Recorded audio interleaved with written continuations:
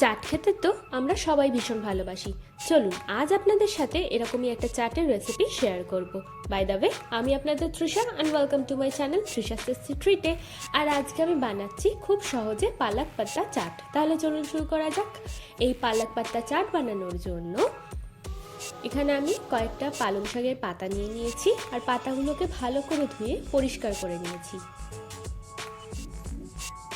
এবার একটা বোলের মধ্যে দেব হাফ কাপ মতো চালের গুঁড়ো, হাফ কাপ মতো দিচ্ছি বেসন, 1 চামচ দেব কর্নফ্লাওয়ার, দিয়ে দেবো স্বাদ মতো নুন, অল্প একটু চিনি দিচ্ছি, দেব 1/4 চামচ মতো বেকিং সোডা, 1/4 চামচ মতো দেব হলুদ গুঁড়ো, আর দেব হাফ চামচ মতো লাল লঙ্কার গুঁড়ো।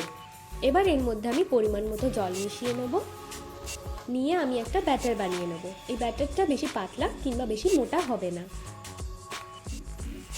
চলুন এবার এগুলোকে ভেজে নেওয়া যাক। এবার কড়াইতে আমি বেশ কিছুটা সাদা তেল দিয়ে দেবো, আর তেলটাকে আমরা খুব ভালো করে গরম করে নেব। এবার একটা একটা করে পাতা এই ব্যাটারের মধ্যে ডুবিয়ে এক্সট্রা যে ব্যাটারটা আছে একটু ঝরিয়ে আমি গরম তেলের মধ্যে দিয়ে দেবো।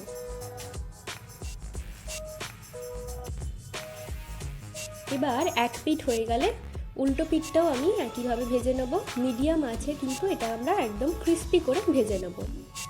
দেখুন আমাদের পাতাগুলো কিন্তু সুন্দর করে ভাজা হয়ে গেছে।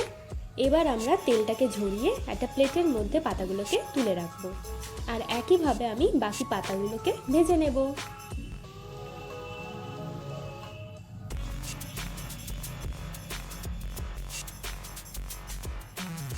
এবার একটা প্লেটের মধ্যে প্রথমে আমি পাতাগুলোকে সুন্দর করে সাজিয়ে ওপর থেকে দেব টক দই, দেব তেঁতুলের চাটনি, দেব ধনেপাতার চাটনি। এই তেঁতুলের চাটনি আর ধনেপাতার চাটনির রেসিপি যদি আপনারা দেখতে চান তাহলে ডেসক্রিপশন বক্সে লিঙ্ক দেওয়া আছে, আপনারা গিয়ে চেক করে নিতে পারেন। চলুন এবার এটাকে আমরা সার্ভ করে নিই। আমার ভিডিওটি যদি আপনাদের ভালো লেগে থাকে তাহলে প্লিজ একটি লাইক করবেন, প্রচুর প্রচুর শেয়ার করবেন, আর এরকম আরও ভিডিও দেখতে আমার চ্যানেলটিকে সাবস্ক্রাইব করবেন। টাটা।